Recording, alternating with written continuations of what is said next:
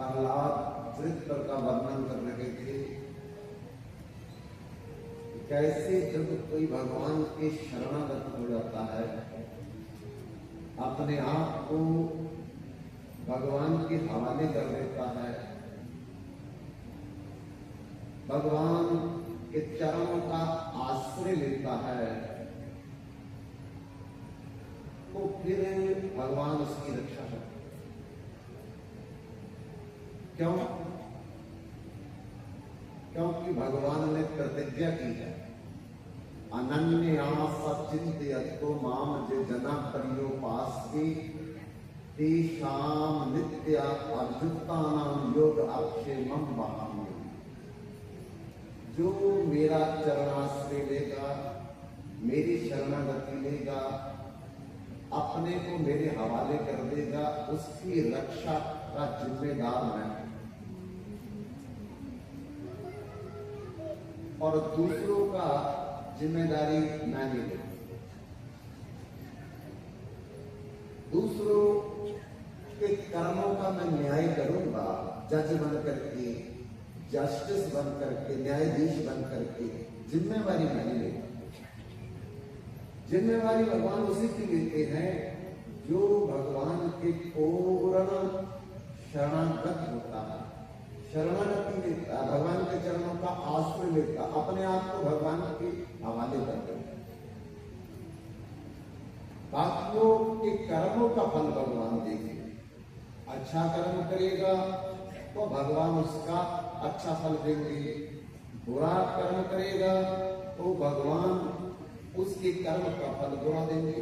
जैसा कर्म करेगा वैसा फल देगा भगवान। लेकिन जो भगवान के शरणागत हो जाएगा, भगवान को अपना समझेगा, उसकी जिम्मेदारी भगवान को देगा।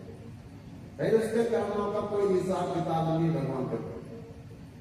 भाई अच्छा करे तब भी कोई परवाह नहीं, बुरा करे तब भी कोई परवाह नहीं, फिर कर्म का फल उसे कभी नहीं मिलेगा।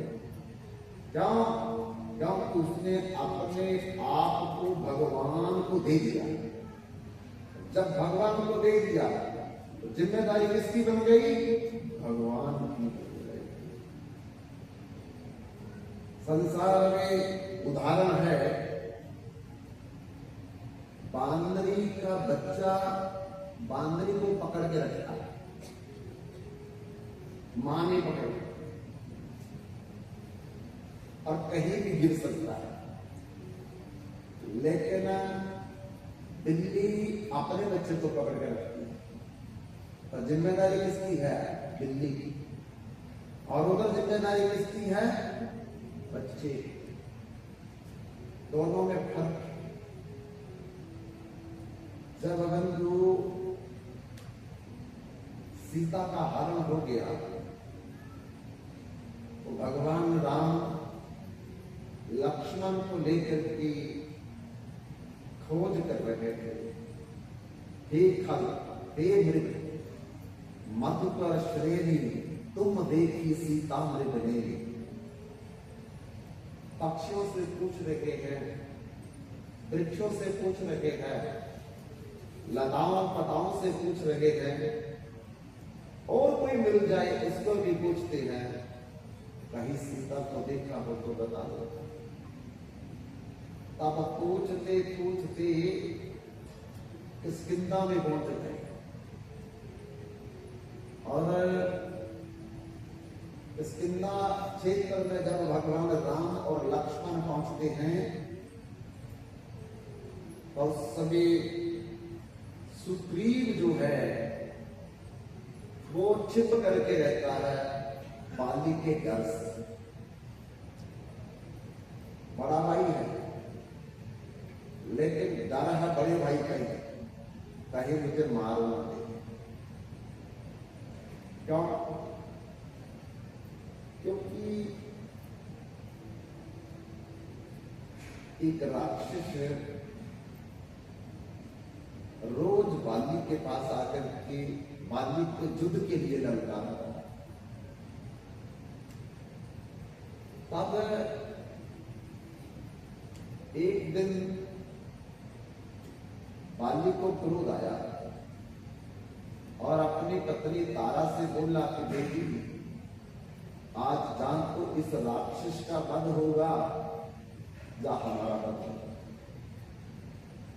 तारा ने रोका, लेकिन बाली अब उसके पीछे भागता है।